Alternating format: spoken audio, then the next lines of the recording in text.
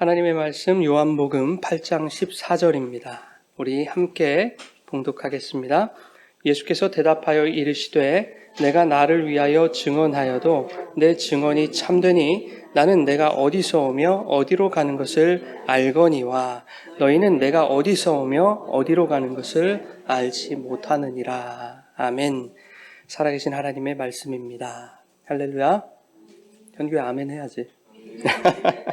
하나님 아버지와 예수 그리스도로부터 오는 은혜와 평강이 이 시간 여러분 가운데 함께하기를 주님의 이름으로 축원합니다. 오늘은 인생은 나그네 길이라고 하는 제목으로 말씀의 은혜 나누겠습니다. 인생이라는 것을 종종 나그네 길에 비유합니다. 그래서 어떤 가수는 이렇게 노래했죠. 인생은 나그네 길 어디서 왔다가 어디로 가는가. 그런데 이 노랫말은요 사실 모든 인간의 공통된 질문 아니겠습니까? 어디서 왔다가 어디로 가는가? 라고 하는 이 질문 속에는 다음과 같은 질문들이 함축되어 있습니다. 도대체 나는 어째서 내 의사와는 상관없이 이 세상에 태어나서 지금 나는 여기에 있는가? 그리고 왜 이 인생이라는 것을 살아가야 하는가? 무엇을 위해, 무엇을 향하여 또 어떻게 살아가야 되는가? 라고 하는 질문들이 이 속에 담겨져 있는 거죠. 우리 주변에서 수많은 사람들이 겪는 다양한 형편과 상황들을 우리가 보게 됩니다. 사업에 실패해서 경제적인 어려움을 겪는 사람들, 또 불우한 가정 속에서 온갖 상처와 아픔을 겪은 사람들, 그리고 육체의 질병으로 인해서 온 몸과 마음이 지칠 대로 지쳐있는 사람들, 여러 가지 사정들과 저마다의 감당하기 어려운 문제들로 인해서 정말이지 팍팍하고 피폐한 삶을 살아가는 수많은 사람들이 우리 주변에 있습니다. 너무 절망적인 상황이 아니라 하더라도 누구에게나 자신을 괴롭히는 답답한 현실의 문제가 있습니다. 모든 사람들은 그 현실의 문제들을 안고 살아갑니다. 그래서 사람들은 종종 죽지 못해 산다라는 우스갯소리도 하는 거죠. 이러한 사람들이 인생길에서 제기되는 공통된 질문들이 바로 인생은 어디서 왔다가 어디로 가는가라는 질문인 것이죠. 이 세상에 태어나는 것을 나는 선택하지 않았는데, 그런데 왜 나는 내가 선택하지도 않은 이 인생을 살아가야 되는가? 왜 나는 내가 원하지도 않은 이 지긋지긋한 세상을 꾸역꾸역 살아가야 되는가? 왜 내가 바라지도 않았는데 숨막히는 이 세상에 치열한 경쟁 속에서 나는 힘겹게 싸워가야 한단 말인가? 이런 질문들이 들게 됩니다. 그런데 입장이 좀 다른 사람들도 있죠. 소위 말하는 재벌들과 같은 성공했다고 하는 사람들. 그 사람들은 어떨까요, 여러분? 그 사람들도 이러한 인생에 대한 질문을 피해갈 수는 없습니다. 제가 일전에 말씀드렸습니다마는 삼성을 만들었던 이병철 회장 얘기를 말씀드린 적이 있습니다. 최고의 부와 명예를 가졌던 그가요, 자신의 죽음 한 달여를 남겨놓고 한 신부에게 수십 가지의 인생에 관한 질문에 대해서 편지를 했습니다. 그 질문은 이렇습니다. 신의 존재에 대한 질문으로부터 시작해서 내세에 대한 궁금증으로 발전하고 마지막에는 지구의 종말이 오는가? 라는 질문으로 마치고 있습니다. 모든 것을 가진 그가 왜 이러한 질문들을 하게 되었을까를 생각해 보게 되면 바로 나는 누구인가? 그리고 나는 어디서 왔고 어디로 가는가라고 하는 존재에 대한 불확실성에서 출발한 것이다 라고 볼 수 있을 것 같습니다. 짧은 시간 동안 생각했던 것이 아닐 것 같아요. 평생을 두고 고민했던 문제를 편지로 써서 이렇게 보냈던 걸로 저는 그렇게 생각을 합니다.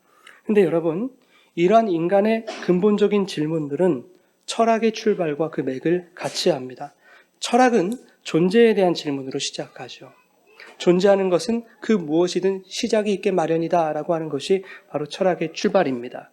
철학자들은 나름의 주장들을 통해서 나는 누구인가 라고 하는 이 나라는 인간의 존재 또 사물의 존재를 설명하고 정의해 왔습니다.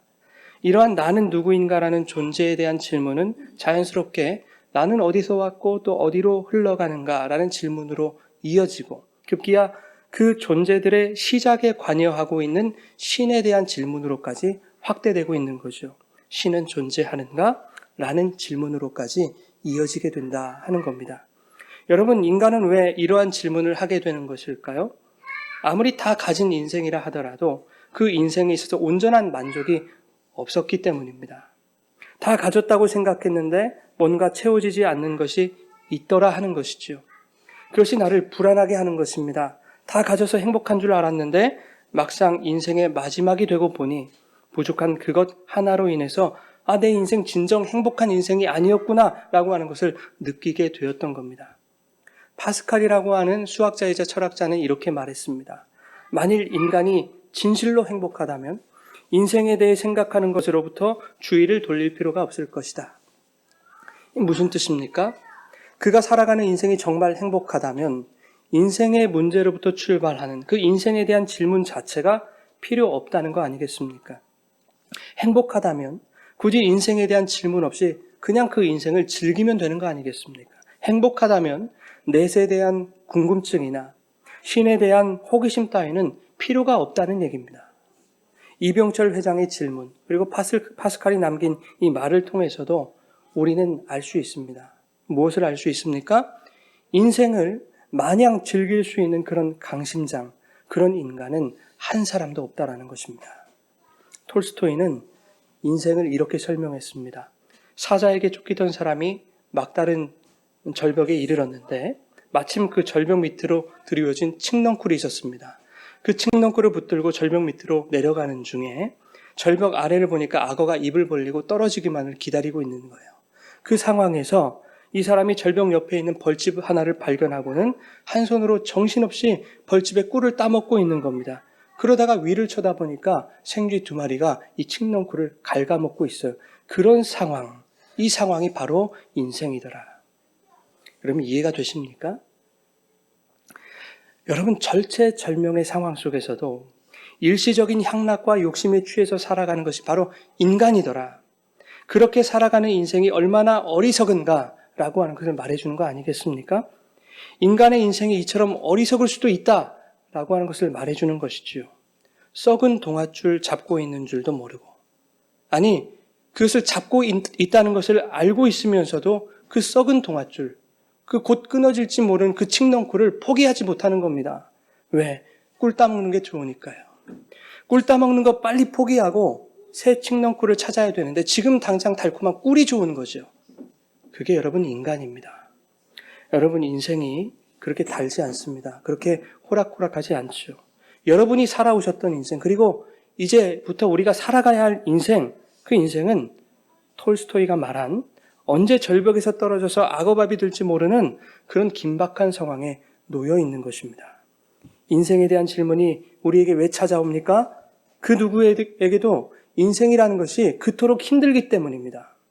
아무리 달콤한 꿀을 따먹어도 나의 결핍이 채워지지가 않습니다. 왜요? 해결하지 못한 문제가 남아있기 때문입니다. 꿀이 아무리 좋더라도 칡넝쿨이 끊어져서 절벽으로 떨어지면 모든 것이 끝나는 거 아니겠습니까? 꿀이 좋아서 더 따먹으려고 발버둥 치다가는 더 빨리 떨어져 버리는 것이지요. 먹으면 먹은 만큼 더 무거워서 더 빨리 떨어질 수밖에 없는 겁니다. 인간들은 내가 쌓은 부귀영화, 인기와 명성, 힘과 권세라는 것으로 인생의 문제를 벗어버리기 위해서 열심히 노력합니다. 그렇게 치열하게 열심히들 살아갑니다. 그렇게 자신 속에 있는 그 결핍을 채우려고 발버둥을 치며 살아갑니다. 그러나 그렇게 발버둥을 치면 칠수록 내가 쌓은 부귀영화, 힘과 권세가 무거워지면 무거워질수록 그것들에 더 집중하면 집중할수록 오히려 그 인생의 추락을 가속화할 뿐입니다. 여러분, 아무리 좋은 것이 주어져도, 아무리 달콤한 것이 주어져도 모든 인간에게는 절벽에서 추락하는 그 죽음이라는 본질적인 문제가 남아있기 때문에 아무리 가져도, 아무리 먹어도 만족이 안 되는 것입니다. 세상적인 가치들로 아무리 채우려 해봐도 절대 채워지지가 않는 것이죠. 그래서 모든 인생에는 죽음에 대한 두려움으로부터 오는 그 무엇으로도 채울 수 없는 커다란 구멍이 있는 것입니다. 그 구멍을 우리는 공허함이다 이렇게 말합니다. 그 커다란 구멍, 그 공허함이라는 것을 그 무엇으로도 메울 수 없다는 사실을 결국 모든 인간들이 언젠가는 알게 되는 것이지요. 인생의 중반이 되었든 인생의 종반이 되었든 아니면 이제 죽음을 앞둔 시점이 되었든 언젠가는 깨닫게 되는 것입니다. 그때 비로소 인간은 인생에 대한 근본적인 질문 앞으로 다시 돌아오게 되어 있습니다. 인생은 무엇인가? 어디로부터 와서 어디로 가는가? 여러분, 모든 인간은요, 다 철학자입니다. 이 인생이 어디서부터 와서 어디로 가는가의 질문, 많은 철학자들이 질문했던 것처럼 모든 인간들이 다 질문하고 사는 거죠. 근데 이 질문에 어떠한 유명한 철학자도 속 시원한 대답을 해주지 못했어요. 무슨 말입니까? 어떠한 인간도 스스로 이 문제에 대한 답을 내리지 못한다고 하는 것입니다. 그러나 성경은 이 문제에 대하여 명확하게 답해 주시는 유일한 분을 소개하고 있습니다. 오늘 본문 말씀 함께 읽겠습니다. 예수께서 대답하여 이르시되 나를 위하여 증언하여도 내 증언이 참되니 나는 내가 어디서 오며 어디로 가는 것을 알거니와 너희는 내가 어디서 오며 알지 못하느니라. 예수님께서 말씀하셨습니다. 내가 어디서 오며 어디로 가는지 나는 안다. 그러나 너희들은 알지 못한다. 이것은 인생이 어디로부터 오며 어디로 향해 가는가를 예수님만이 알고 계시다라는 뜻입니다. 그래서 예수님만이 우리의 인생길을 가이드하실 수 있다. 예수님만이 우리의 인생길을 인도하실 수 있다라고 하는 말씀인 것입니다. 여러분, 인생이라고 하는 것은 길찾기와 같다라고 이야기합니다. 사람들은요, 나름의 행복의 길들을 찾아 나섭니다. 행복해지기 위해서 선택하는 길은 사람마다 매우 다양하죠. 어떤 사람들은 돈을 많이 버는 것, 또 큰 집을 사는 것, 비싼 외제차를 타는 것, 또 대기업에 들어가는 것, 좋은 사람과 결혼하는 것, 아이들 교육 잘 시켜서 출세시키는 것, 건강하게 장수하는 것, 기타 등등. 사람들에게는 저마다 선택할 수 있는 수많은 행복의 길들이 있습니다. 세상이 제시하는 행복을 위한 길이 이 세상에는 너무 많은 거예요. 너무 많은 길들을 제시해 주는 거예요. 여러분, 그러면 여러분이 선택하고 계시는 행복해질 수 있는 길은 무엇입니까? 여러분은 어떤 길을 선택하고 계십니까? 단테의 신곡 처음 부분에 보면은 첫 구절에 이렇게 나와 있습니다. 인생길의 절반을 지나 어두운 숲속에 있음을 알았으나 어긋난 길에 서 있었다. 여러분, 세상이 제시하는 행복해지기 위한 수많은 길들 중에 어떤 길을 선택해서 열심히 달려왔는데 그렇게 인생의 절반을 지났을 때, 아니 종반을 지나 이제 죽음의 문턱까지 다다랐을 때 내가 어두운 숲속에 있다는 것을 깨닫게 된다면, 내가 선택한 길이 잘못된 길이고 어긋난 길이다 라고 하는 것을 그때 깨닫게 된다면 여러분, 그건 우리 인생의 커다란 비극 아니겠습니까? 앞이 깜깜하죠. 막막하죠. 인생 여기서 끝내고 싶은 겁니다. 그래서 목을 매달고 투신하고 하는 겁니다. 근데 여러분, 그때 누군가 우리에게 다가와서 진짜 바른 길을 가르쳐 준다면, 길을 잘못 들어서 헤매고 있는 나를 누군가 옳은 길로 인도해 준다면 그것은 비극으로 끝날 수밖에 없던 우리의 인생의 희극이 시작되는 거 아니겠습니까? 잘못 가고 있을 때 누군가 옆에 와서 야, 그 길 아니야, 이 길이 맞아 라고 그렇게 가르쳐 준다면, 그리고 그 길을 함께 걸어준다면 그 길이 여러분 얼마나 행복한 길이 될 수 있겠습니까? 그분이 바로 우리 예수 그리스도이십니다. 저는 어렸을 때 길 잃은 적이 있습니다. 사촌 형이 껌을 사러 나가는데 따라 나갔다가 형도 놓쳐버리고 길도 잃었습니다. 그때 제 나이가 확실히는 모르겠지만 너댓 살 됐던 걸로 기억합니다. 네? 3살이었답니다. 근데 여러분, 그날의 기억이 얼마나 충격이었는지, 얼마나 공포스러웠는지 그 어렸을 적 기억이 저는 나는 거예요. 누구한테 듣지 않았는데 나는 겁니다.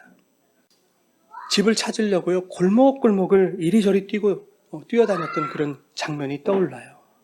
근데 아무리 찾아도 길이 나오지 않는 거예요. 제가 아는 길이 나오지 않습니다. 직감했어요. 아, 내가 할 수 없는 일이다. 자리에 풀썩 주저앉았습니다. 그리고 부들부들 떨고 있는데 교복 입은 누나들이 제 앞에 다가왔어요. 그리고 저를 이렇게 안아줬어요. 그리고 보듬고 집을 찾아줬습니다. 아직도 그 누나들이 저에게 했던 말이요, 뇌리에서 떠나질 않습니다. 괜찮아, 누나가 찾아줄게. 괜찮아, 누나가 꼭 데려가 줄게. 아직도 떠나지 않아요. 3살이었다고요? 예, 3살짜리가. 혹 그 누나들이 길을 모르는 사람이었다면, 그리고 혹 나쁜 사람들이었다면 어쩔 뻔했습니까? 그냥 비극으로 끝나는 거죠. 길을 잃어 헤매고 있는데 길을 찾아주겠다는 사람이 길을 모르고 잘못된 곳으로 인도한다면 여러분 그것은 얼마나 큰 비극이겠습니까? 그러나 우리 예수님은 분명히 말씀하시는 거예요. 나는 어디서부터 와서 어디로 가는지 아는 자다. 너희는 모르지만 나는 그 길을 아는 자다. 이렇게 말씀하세요. 성경에는 기록되어 있지 않지만 이 말씀이 우리에게 또 이렇게 말씀해 주시는 것 같아요. 뭐라고 말씀하느냐? 내가 꼭 찾아줄게. 괜찮아. 내가 꼭 데려가 줄게. 우리에게 이렇게 말씀하시는 듯해요. 성경을 보면요, 하나님이 이스라엘 백성을 선택하시죠. 아브라함을 통해 이스라엘의 역사를 시작하십니다. 이것은 교회의 역사이지요. 지난주에 말씀드렸다시피 창세기 12장에서 하나님이 아브라함 부르실 때 내가 내게 보여줄 땅으로 가라. 내가 내게 지시할 땅으로 가라. 이렇게 말씀하셨어요. 그러니까 아브라함에게는 가나안 땅에 대한 어떤 아이디어도 없었던 거예요. 어떠한 정보도 없고 그 땅에 대해서는 아무것도 모르는 상황이었습니다. 우리 히브리서 11장 8절 같이 읽겠습니다. 믿음으로 아브라함은 부르심을 받았을 때에 순종하여 장래의 유업으로 받을 땅에 나아갈새 갈 바를 알지 못하고 아브라함은요 갈 바를 알지 못하고 나아갔습니다. 어디로 가야 할지 모르고 말씀 받들을 무작정 나선 거예요. 이스라엘의 역사, 교회의 역사는 그렇게 시작됐습니다. 인간으로서는 도무지 어딘지 알지 못하는, 알 수 없는 그 미지의 그 어떤 곳으로의 여행, 그것이 바로 이스라엘의 인생길입니다. 나는 모르지만 하나님이 계획하신 길로, 하나님이 인도하신 길로, 하나님만이 아시는 그 길로 걸어가는 것이, 그것이 이스라엘의 인생길, 저와 여러분의 인생길인 것입니다. 그것이 우리의 신앙 길인 것입니다. 성경은 종종 이스라엘을 거류민이다, 나그네다 이렇게 소개합니다. 히브리서 11장 13절 우리 같이 읽겠습니다. 약속을 받지 못하였으되 멀리서 보고 환영하며 또 땅에서는 외국인과 나그네임을 증언하였으니. 아멘. 이스라엘 그 믿음의 선진들의 삶은요, 그들이 이 땅에서 나그네였음을 증언하는 삶이었다라고 성경이 이렇게 기록하고 있습니다. 나그네는 어떤 사람입니까, 여러분? 정처 없이 떠도는 사람을 나그네라고 하는 거죠. 그러니 이 땅에 정처가 있으면 안 되는 사람이 바로 나그네입니다. 저와 여러분 또한 믿음의 선진들처럼 이 땅에서 나그네여야 한다라는 말씀을 하고 있는 것입니다. 이 세상을 살아가면서 어떻게 하면 더 많은 부를 축적할 수 있을까에 집착하고, 또 어떻게 하면 나의 힘과 세력을 더 키울 수 있을까에 매여 있고, 어떻게 하면 이 한 세상 살아갈 때에 나의 성을 더욱더 공고히 쌓아갈 수 있을까를 생각하고, 이렇게 살아가면 안 된다 하는 것입니다. 그것은 나그네가 아니라 정착민이다 하는 것입니다, 여러분. 하나님은 저와 여러분이 이 세상이란 땅에 정착하는 것을 원하지 않으십니다. 그저 이 땅은 하나님이 우리에게 목적하신 그 목적지에 가기 위한 과정에 지나지 않은 것이죠. 히브리서 11장 14절부터 16절까지 우리 같이 읽겠습니다.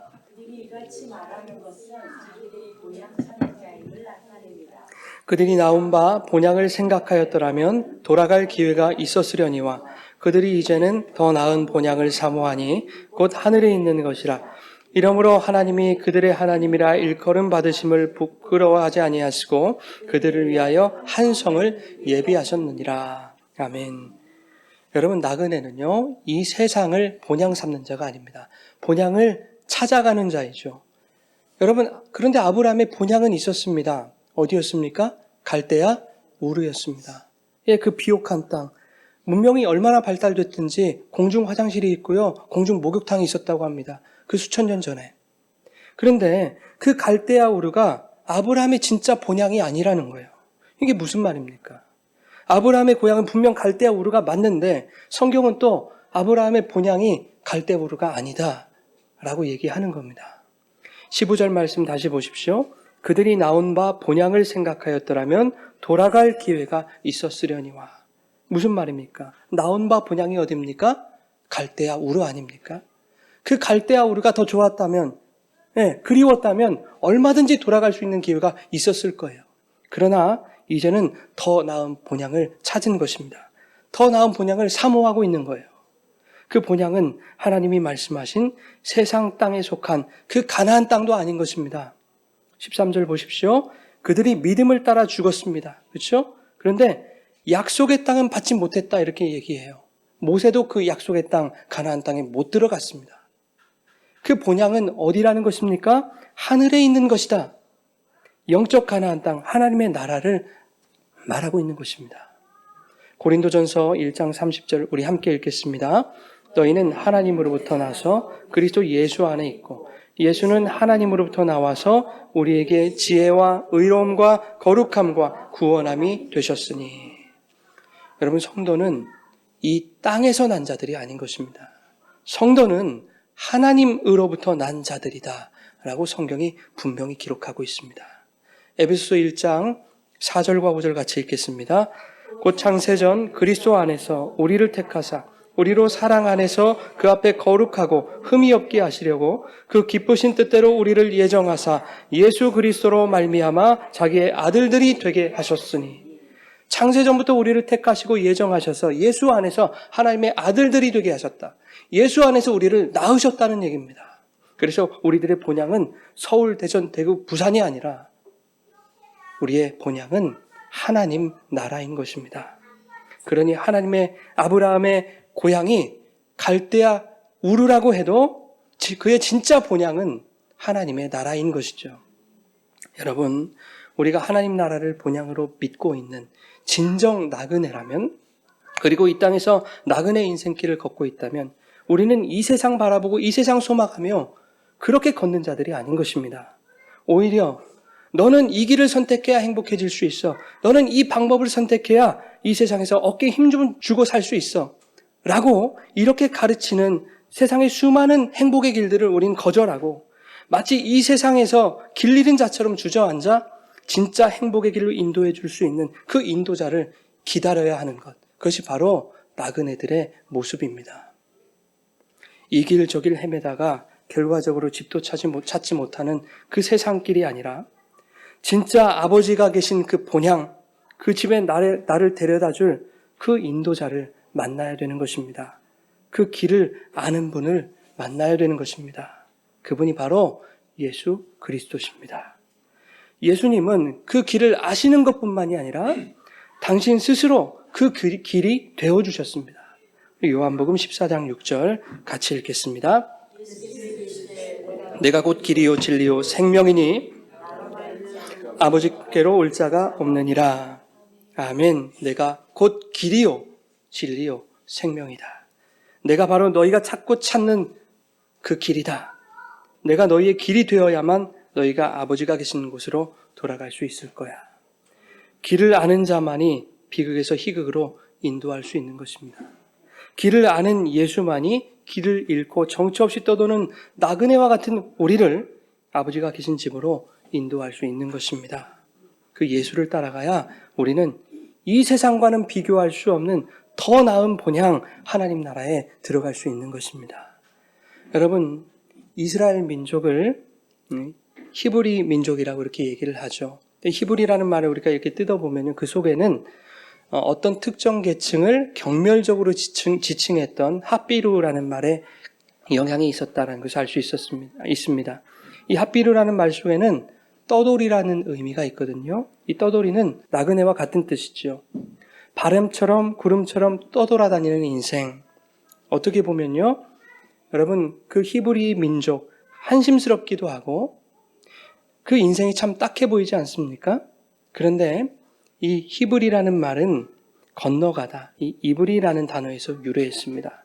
그래서 이 말 속에는 건너간 사람들이라는 뜻이 있습니다.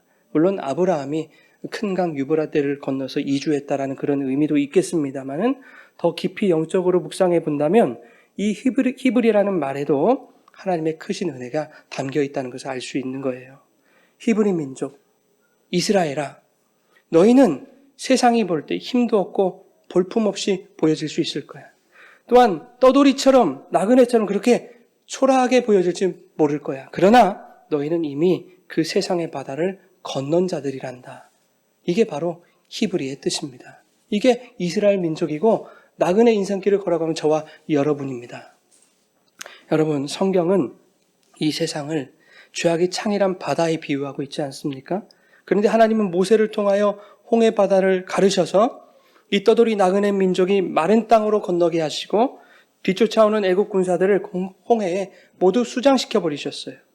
아무리 힘이 있고 권세 있는 애굽이라고 할지라도 하나님이 함께 하시는 이 떠돌이 이스라엘 나그네 백성들을 이길 수 없더라 하는 겁니다. 여러분, 오병이어 기적 이후에 예수님이 제자들을 바다 건너편으로 건너가라고 명하십니다. 제자들이 열심히 노를 저어가는데 맞바람이 심하게 불어오는 거예요. 파도가 일렁이는 거예요. 더 이상 나가지를 않습니다. 마태복음에 보니까 이렇게 기록하고 있습니다. 배가 이미 육지에서 술이나 떠나서 바람이 거스름으로 물결로 말미암아 고난을 당하더라. 바다에서 고난당하는 거예요. 제자들은요, 바다에서 잔뼈가 굵은 베테랑 어부들이었습니다. 그런 자들이 그 바다에서 고난을 당하고 있더라 라고 말하고 있는 거예요. 그들의 경험과 노하우, 그들의 실력이나 노력으로는 그 바다를 절대 건너갈 수 없는 것입니다. 오히려 자신들의 힘으로 건너보려고 애쓰면 애쓸수록 더 힘들어지는 것이죠. 그렇게 애쓰면 애쓸수록 더욱 그들에게 고난으로 다가오는 것입니다. 고난당하는 제자들을 보시고 예수님이 바다 위로 걸어오십니다. 제자들은 유령인 줄 알고 깜짝 놀라죠. 얼마 후에 예수라는 걸 알게 됐습니다. 그 예수님을 배로 영접했을 때 여러분 어떤 일이 일어납니까? 바람이 그치더라. 요한복음에는 이렇게 기록하고 있습니다. 예수님을 배로 영접하니 배는 곧 그들이 가려던 땅에 이르렀더라. 곧 그들이 가려던 땅에 이르렀더라. 여러분, 예수님 없이는 그 누구도 바다 건너편으로 건너갈 수 없는 것이죠. 예수님 없이는 누구도 자신이 가려던 그 땅에 갈 수 없는 것입니다. 예수님이 우리와 함께 계셔야 우리는 이 죄악이 창이란 세상 바다를 건널 수 있는 것입니다. 아니, 우리는 그 예수 안에서 이미 그 바다를 건넌 자들입니다. 예수님만이 인생의 바다를 건널 수 있는 그 키를 쥐고 계십니다. 예수님만이 바다를 건너갈 수 있는 그 길을 알고 계십니다. 예수님이 바다 한가운데 빠져서 허우적거리는 우리들에게 그 길이 되어 찾아오시는 것이죠. 그래서 그 바다에서 우리를 건져주시는 것입니다. 바다 위를 걸어오시는 그 예수님을 보고 베드로가 이렇게 말했습니다. 정말 주님이시거든 나를 명하사 물 위로 오라 하소서. 무슨 말입니까? 자기도 바다를 한번 걸어보고 싶은 거죠. 같이 있던 동료 제자들에게 자 봐라 내가 예수님의 수제자다 라고 하는 것을 뽐내고 싶었던 겁니다. 몇 걸음 걷는가 싶더니요 이내 바다에 빠져버립니다.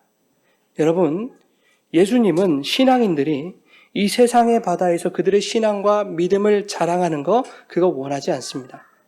예수 잘 믿었더니 부자 되고 예수 잘 믿었더니 힘이 주어지고 예수 잘 믿었더니 출세하고 하나님 이런 거 원하지 않으십니다.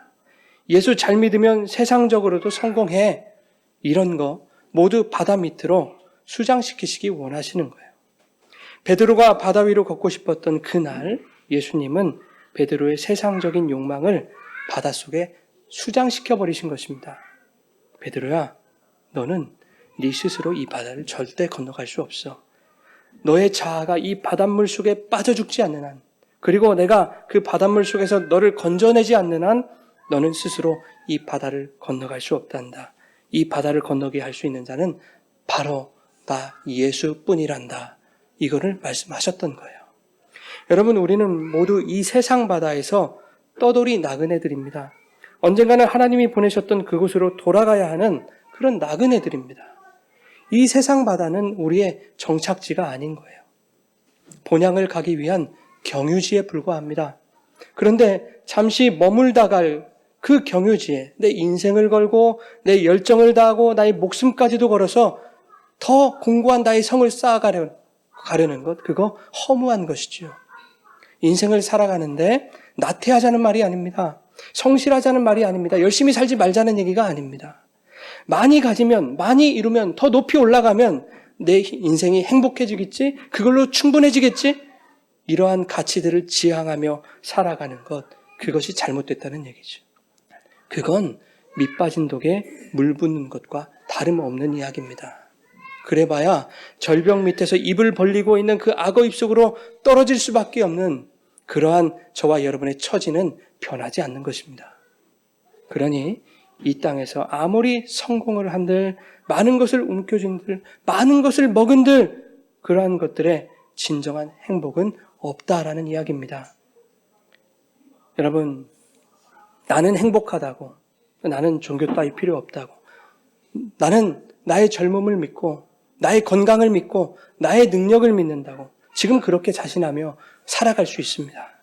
그러나 머지않아 내가 쥐고 있는 이 칡넝쿨이 곧 끊어질 것이다라는 것을 직감하는 날이 반드시 찾아오게 될 겁니다. 무엇으로 그 불안감을 채울 수 없습니다.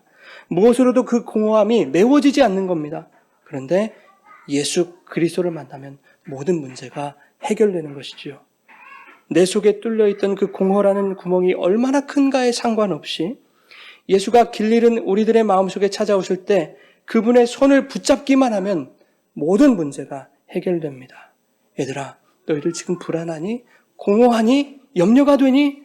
내가 불안하지 않은 길, 공허하지 않은 길, 염려가 없는 길, 그 길 내가 꼭 찾아줄게. 그리고 내가 그곳으로 꼭 데려가 줄게. 내가 너희와 함께 할게. 예수님이 그렇게 여러분들에게 약속해 주실 것입니다. 여러분, 여기 대학생들도 있지만 제가 꼭 하고 싶었던 얘기들이 있습니다. 우리 교회 한 번도 안 다니는 친구들은 교회에 대해서 오해하는 것들이 참 많죠. 교회 가면은 잘 되고 성공하고 한다더라 하는 것들. 여러분 꼭 얘기해 주고 싶어요. 기독교는 예수 믿고 예수 믿으면 성공하고 출세하고 부자 되고 소원 이루어지고 그런 종교가 아닙니다. 기독교는 부자 되라고 성공하라고 출세하라고 높은 자리 올라가라고 그렇게 가르치는 종교가 아닙니다. 여러분, 우리는 학교에서도요, 사회에서도 남의 등어리를 밟고서라도 높은 자리로 올라가야 된다, 성공해야 된다, 이런 분위기에서 우리는 교육을 받았지 않습니까? 지금도 마찬가지 아닙니까? 말로는 사랑을 가르치고 또 배려를 가르칩니다. 그러나 사실 그런 거 우리 아이들 인성에서 사라진 지 오래되었습니다. 너 그렇게 하면 뒤처진다, 도태된다, 다른 애들 하나 할 때 정신 똑바로 차리고 너는 3개 해야 되지 않겠냐? 네가 먼저 밟고 올라가지 않으면 네가 먼저 밟힌다 라고 하는 것이 오늘날 교육 현장의 현실 아닙니까? 종교들도 마찬가지예요. 열심히 공들이고 치성들이면 소원 성취할 수 있어. 더 높이 올라갈 수 있어. 이왕이면 더 높은 자리에서 세상에서 좋은 영향력 발휘하면서 살아야지. 말은 좋아요, 여러분. 그러나 자기만 높아지겠다고 그렇게 공부하고 그렇게 이기적으로 세상 살았는데 그렇게 아무리 높은 자리 올라가 봐야 그가 선한 영향력을 끼치며 살아갈 수 있겠습니까? 불가능한 거예요. 그런데 기독교에서도 똑같이 가르치면 되겠습니까? 예수 잘 믿으면 성공할 수 있다. 예수 잘 믿으면 고지를 점령할 수 있다. 여러분, 그러면 예수를 잘 믿는데도 불구하고 그저 그런 애들은 어떻게 하라는 겁니까, 여러분? 그들의 상실감과 상처를 교회가 책임져 줄 수 있습니까?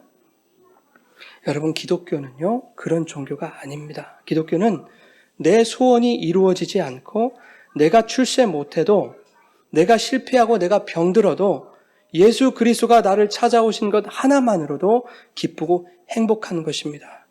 아무리 성공하고 돈이 많으면 뭐예요? 예수가 없으면 이 세상 바다를 건너갈 수가 없는데, 예수가 없으면 늘 길 잃은 채로 이 세상 바닥에 주저앉아 부들부들 떨 수밖에 없는데, 나에게 아무것도 주어지지 않아도 예수님이 나의 길이 되어주셔서 이 세상과는 비교할 수 없는 더 나은 본향으로 인도해 주시는 것만으로도 만족하는 것이 바로 우리 기독교입니다. 예수님이 내 속에 나 있던 그 커다란 구멍을 메워주고 계심이 그것이 행복한 것입니다. 그것이 바로 기독교입니다, 여러분. 이런 진정한 행복이 여러분에게 찾아가기를 소원합니다. 오늘 처음 나온 우리 전주대 학생들에게 부탁합니다. 열심히 그림을 그리고 이제 꾸벅꾸벅 인사도 하고 있는데, 오늘 처음이자 또 마지막으로 예배 드릴 수도 있는 거잖아요. 에이, 다음부터 이렇게 지루한 예배 안 나와야 되겠다. 졸리기만 하지. 그럴 수도 있죠. 아직은 이 기독교, 예수라는 단어만 들어도 치가 떨리고 막 어색하고 그러지 않습니까?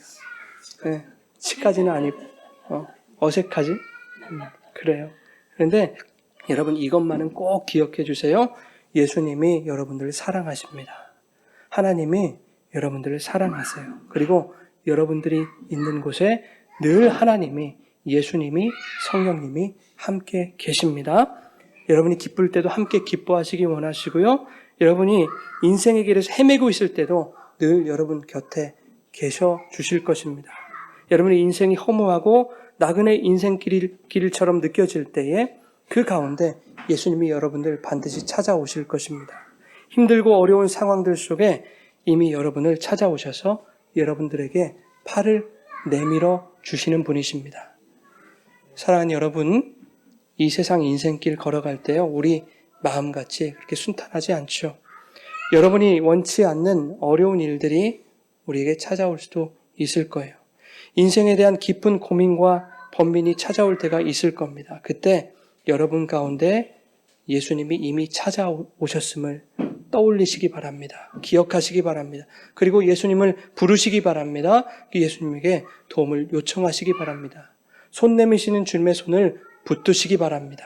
그러면 반드시 그 주님이 여러분의 잃은 길을 찾아주실 것입니다. 여기로 가면 돼, 저기로 가면 돼, 이렇게 가이드하는 것이 아니라 여러분과 함께 그 길을 걸어가 주실 것입니다.